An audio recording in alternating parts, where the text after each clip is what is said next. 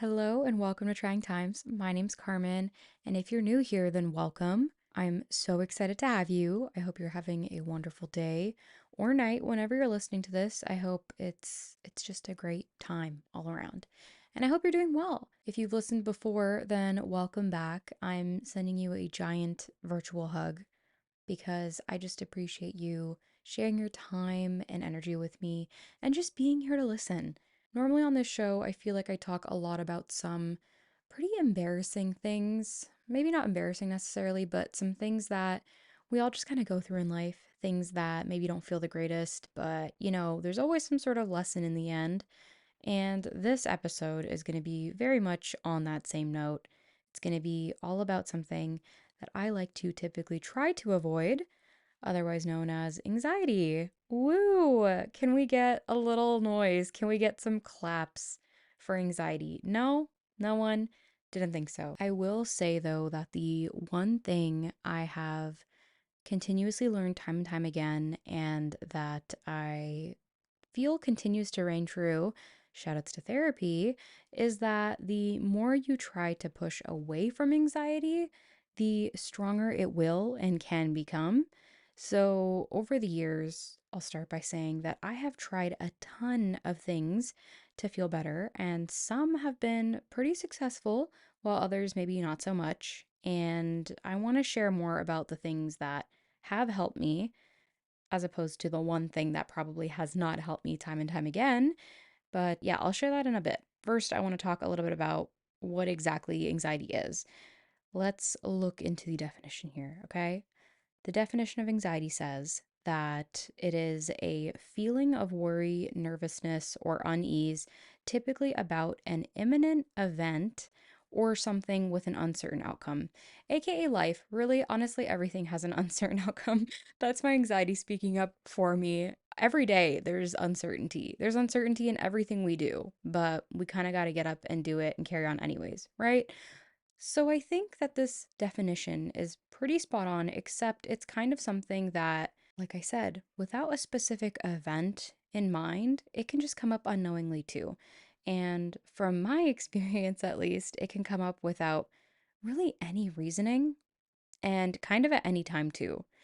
There are definitely going to be moments in your life where this kind of feeling or a level of uneasiness can be warranted or almost even expected. But there are also times where you might just find that you're experiencing it without having a specific drive or a specific type of thought that maybe is pushing this feeling forward. And I think that's where a lot of this entire concept of being in fight or flight can really come into play because sometimes, again, for me at least, without fully realizing it, you can be so anxious that you just start to solely exist as opposed to really being present.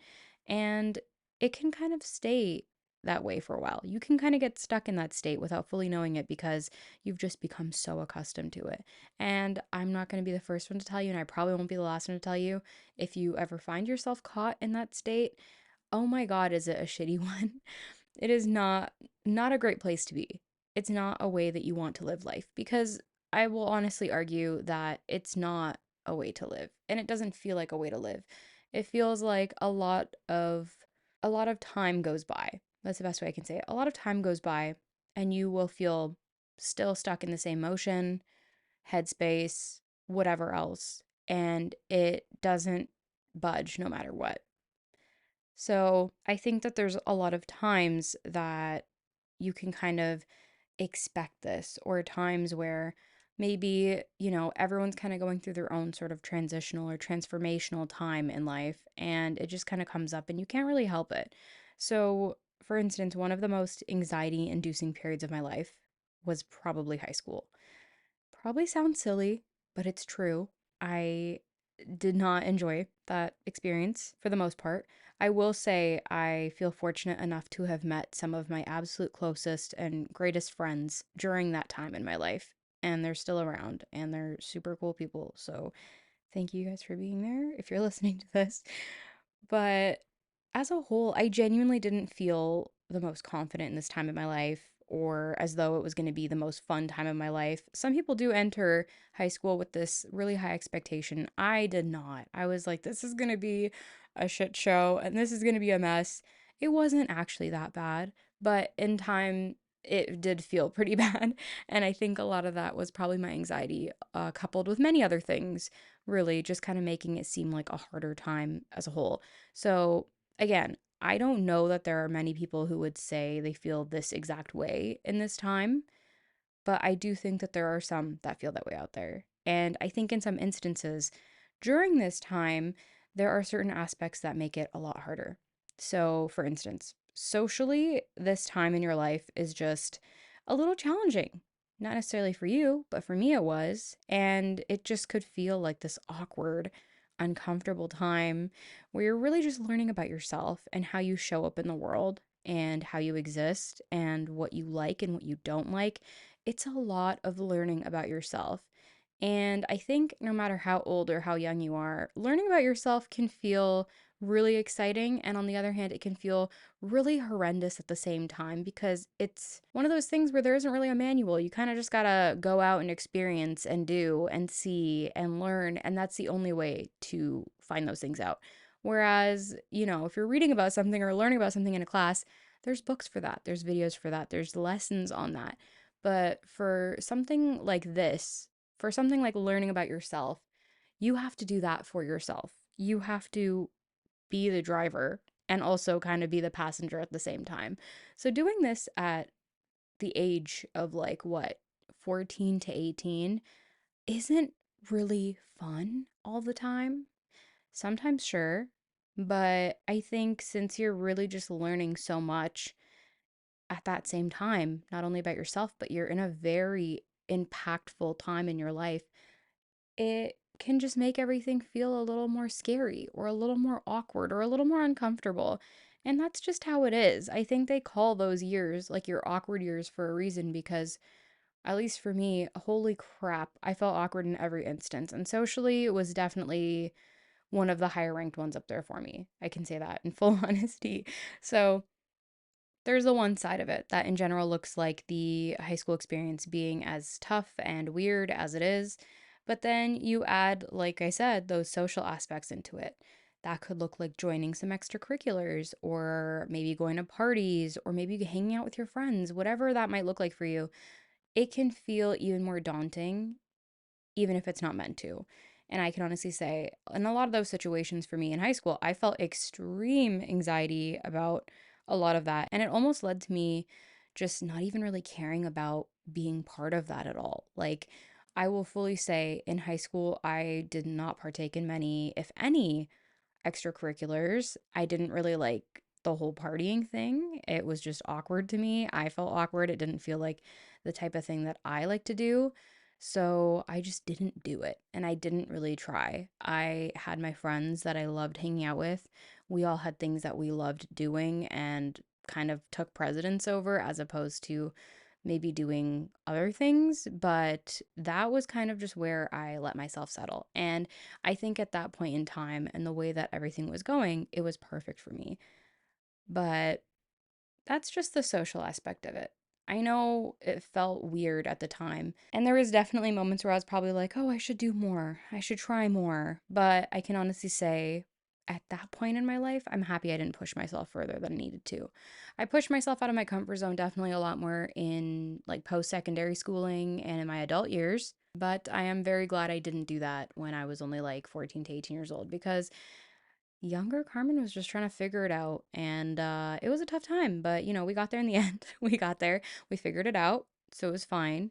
But I think this probably isn't the most productive advice if you're looking for advice. And if you are within that age range, just know that whatever you find joy in is more than okay. And if it doesn't look conventional for that age group, or if people are telling you you should be going out there and doing more, and you just really detest it and you feel like icky on the inside and you're like, I don't want to, don't do it. I'm not gonna sit here and be like, you should go do it. If you feel really uncomfortable, go do it. I think there's instances in your life where you're gonna learn, hey, I feel uncomfortable doing this, so let me do it. But there's also gonna be a lot of instances where you're like, you know what? I'm not comfortable doing this, so I'm just not gonna do it. And that is more than valid. That's more than okay. You don't gotta do it. The other thing I wanted to talk about, which this goes beyond high school in itself, and this is kind of like a mandatory part of life, of schooling, really, maybe even work, depending on what you do, is the aspect of presentations. And I mean this within classes in general. Like I said, you could be doing this or thinking about this in the sense of school, or you could be thinking about this in the sense of your career. Again, it depends on whatever your career may be. There are certain careers where sometimes you could just be one on one or in small groups and you are consistently having conversations or presenting new information, and that could feel like a presentation. Or on the other hand, there's the instance of you being in school and being given a task and a certain topic, and then having to share that information and your findings and your research and all of that with a group of people. And I'll just start by saying this is going to make me sound even more negative than I might already sound. I hated presentations with my whole being. I still remember being so anxious whenever I found out I had to do a presentation. Not only then, but the entire day and night, like leading up to it, I would just feel so anxious. And honestly, even right now, thinking about it, I get a little bit of that pit in my stomach, like a little bit of that anxiety comes back because it was just always the most daunting thing to me. And as someone who does not necessarily like to be perceived all the time, or even most of the time, presentations were like the worst because everyone just had to listen to you, which for some people is amazing. And if that is great for you, and if you love that, oh my God, I love that for you so much. I wish I could relate. I can't. I enjoy sharing things in this platform, in this sense, where I'm not particularly directly in front of people, but in front of a group of people. Like, I love watching TED Talks. Would I ever do one myself? Probably not. That seems terrifying. But to flip the coin a little bit, I will say that how I often felt about the presentation was never actually how I felt afterwards. So I always preempted this terrible, terrible outcome where it was like, oh my God, I'm going to forget everything I'm going to say. Maybe I got something wrong. Maybe I'm going to be presenting the wrong information. What if somebody finds this boring? What if it's like terrible? What if my slides, if you're doing a slideshow, what if my slides like mess up or I skip something? Versus the end of it, I would finish my presentation, and I want to say 9 times out of 10, afterwards I'd be like, oh, that went pretty well. Oh, yeah, that was pretty good. So, was I just psyching myself out before? Yup. Was there any particular reason that I was? Nope. Just anxiety. It was literally just anxiety. It is so much easier, from what I've learned in my life, not just with presentations, but in this instance with presentations, to sit there and think about the million and one things that can go wrong as opposed to all the things that can go right. Our brains naturally are just wired to be like, hey, this might not be good. By the way, you might fall on your face and everyone might laugh, as opposed to being like, you know what? Yep, I did my project. I feel pretty good about the information I've written down. Is it my favorite topic to discuss? No, but I can discuss it and I think it'll go all right. It's really interesting how we often just hop into the negative. And by we, I mean me. I did that all the time in high school. I still do that sometimes. And it's just very easy to do that as opposed to, again, thinking about, well, this will go great. Okay, this will go okay. Yeah, I could see this going good. And sort of in parallel to that train of thought, I had to tell myself over time, and this helped me get better with it, but I had to basically say, like, okay, I'm not going to tell myself to stop stressing. That sounds counterintuitive and it sounds funny because it's just like, oh, so you're just letting yourself stress? Not particularly, but I'm also not going to tell myself not to stress because think of it this way. If someone comes up to you and they leave this giant red button right beside you and they say, hey, I don't know what's going to happen if you push that, but maybe whatever you do, just don't push that. Leave it alone. Don't even look at it. The first thing you're instantly going to think about doing is pushing the button. You're going to look at the button, you're going to ponder it, you're going to want to push it, obviously, because someone told you not to do it. I think of stress in a same sort of matter, really, where if I tell myself not to do it, I'm going to do it even more than I was already going to do it. So if I'm going to stress, I'm going to let myself stress. It is what it is. It's not ideal, but also I'd rather let myself feel what I need to feel than sit there and just be like, oh my God, no, I shouldn't feel this way. Ooh, but I do feel this way. Oh my God, but I'm wasting time. I shouldn't feel this way. But hey, I still feel this way. Actually, I feel worse. So I found that telling myself over time that if I just stop telling myself not to stress, it will probably actually be better for me in the long run, which, you know what? Actually, it did help. And I could say that throughout this specific time in my life, again, like high school, I felt this anxiety very, very often. But with university after high school, I really had to practice this heavily. And I had to keep this in mind pretty much at all times, which didn't always work, but I tried because presentations were an even bigger thing during university than in high school. So that was definitely something I had to work through. Again, just by reminding myself to be just be. Really, that's it. Just be mindful and just be, as opposed to not stressing. That was the biggest thing. Because if I tell myself not to stress, I'm going to stress. As we've learned, someone puts a button beside you. They say, don't press the button. Automatically, you press the button or you want to press the button. So that's like my biggest lesson and takeaway from this is just don't tell yourself not to stress with that. I will say like my entire thing with university, like my field of study, what good English by the way. My entire thing. My entire field of study was in media communications, which often revolves a lot around, you guessed it, communicating. I had to talk a lot. I had lectures and then I had seminars, and in the seminars, we often had these roundtable discussions, and a lot of the time, even if you didn't want to participate, you had to participate because you literally could fail and get a really, really bad grade for participation. So you could be doing really incredible in terms of like the material you're handing in for assignments, but if you are not physically participating in a conversation, then you may as well not show up to the class because that was a huge component in it. So, aside from presentations, I had a lot of that aspect as well.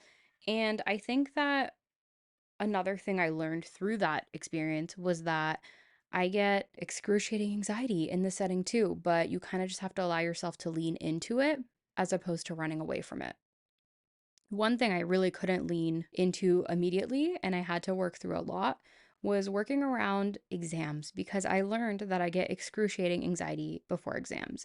It was at the point where I would literally study for like days or a week or so leading up to the exam, really reviewing my material, feeling good about the material, and then I would get there, I would sit down at the desk, everything would leave my brain because I was just so nervous.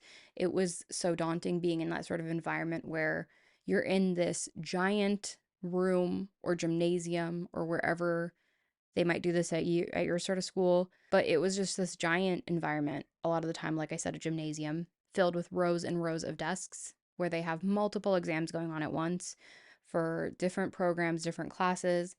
And I would just sit down in the desk, see the sheer mass of desks around me, professors, TAs wandering around monitoring, and I would just forget every single thing. And that was the worst, honestly. It was terrible. So, with this time, I really had to practice things like meditation before exams to calm my nerves. And not just to say, like, this sorted it out and it fixed everything, because it truly didn't. But it was something that I found helped me be a little bit more present.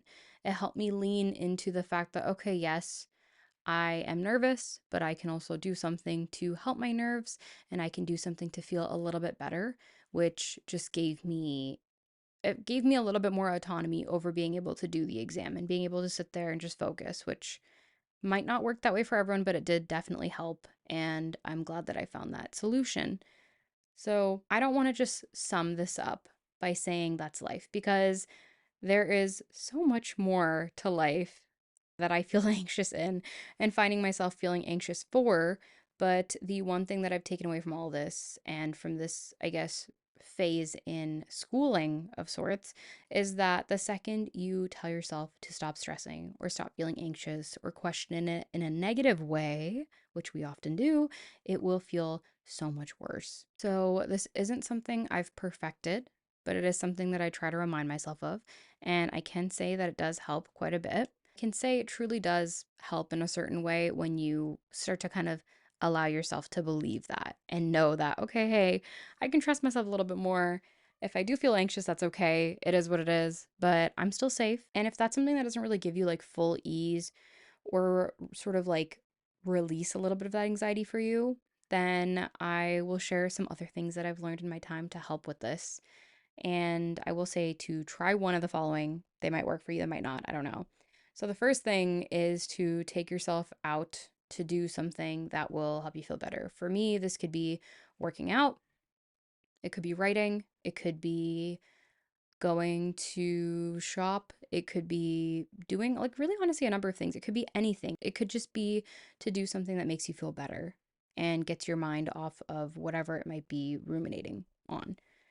Another thing is to try talking to a loved one, either about how you're feeling or just have a conversation that can make you feel more present and grounded. So, a lot of the time when we talk to our friends or family or partners, whoever it may be, we don't want to talk directly. Well, not everybody.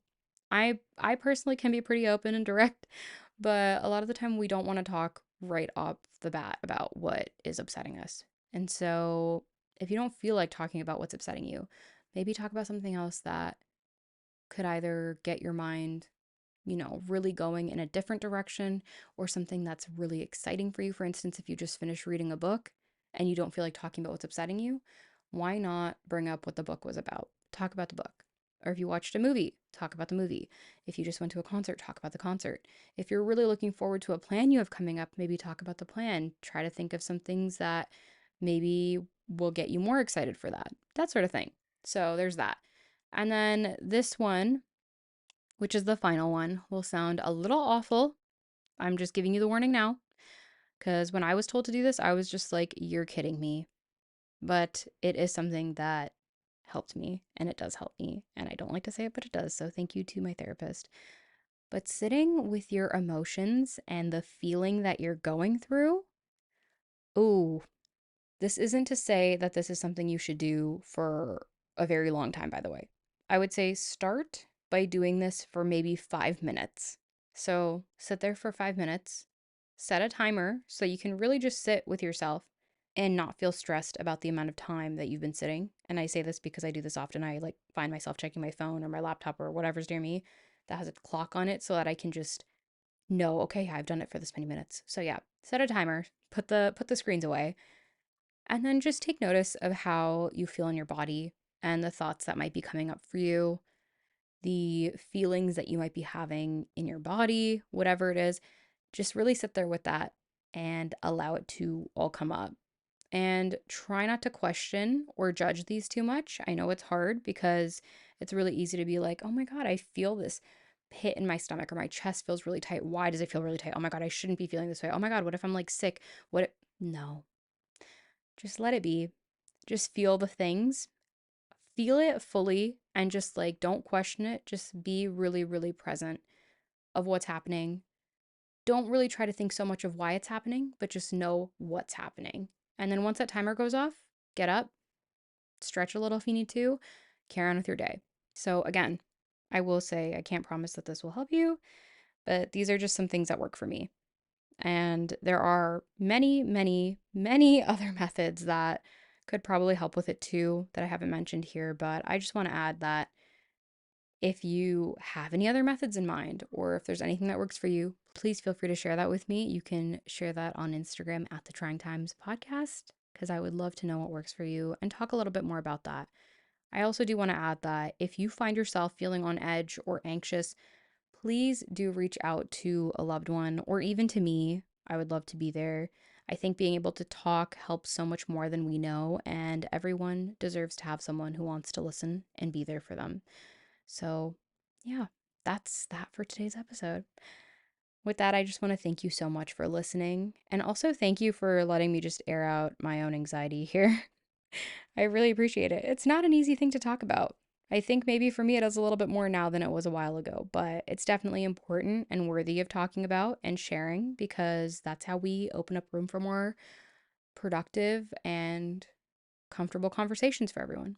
So, yeah, that's everything from me today. Again, thank you so much for listening. If you want to reach out and talk about anything at all, please feel free to message me on Instagram at the Trying Times Podcast. I so appreciate you listening here, and I can't wait to chat again with you soon, okay?